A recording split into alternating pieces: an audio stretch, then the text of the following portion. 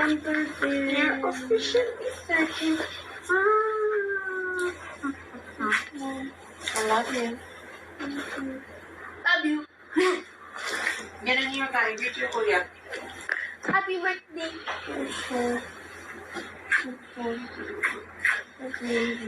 Ano ba yung birthday? There's a lot of food for breakfast for you. And at 12 o'clock, we have to be answers for voting. And it's almost... Sweet and caring mami talaga si Sara Labati sa kanyang 2 boys at ngayon ay binata na ang eldest son na si Zion. Nag-outing ang mag-ina para i-celebrate ang 13th birthday ni Zion. Ang bilis talaga ng panahon, may teenager ng anak si Sara. Nag-post siya ng throwback picture noong maliit pa si Zion.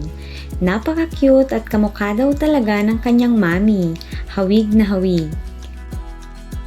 Natural na curly hair kahit noon pa.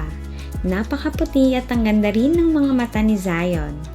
Favorite daw nito maglaro ng drums noong bata pa lang.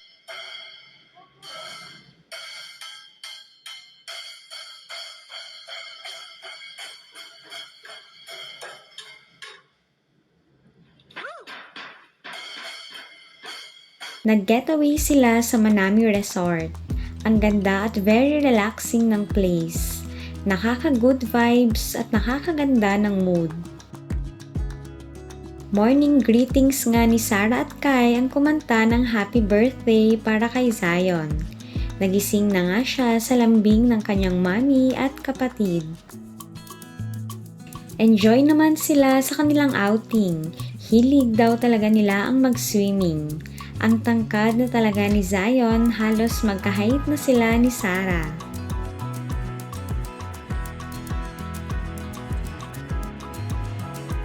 Si Kai naman ay paulit-ulit sinubukan manghuli ng isda, hindi man nakakuha pero happy daw siya sa kanilang bonding.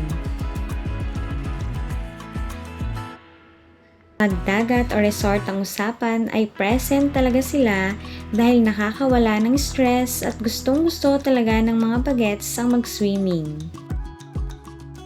Kaya pinagbibigyan ni Sara ang wish ng mga anak lalo na sa araw ng kanilang birthday, lumalaking sweet rin ang kanyang 2 boys.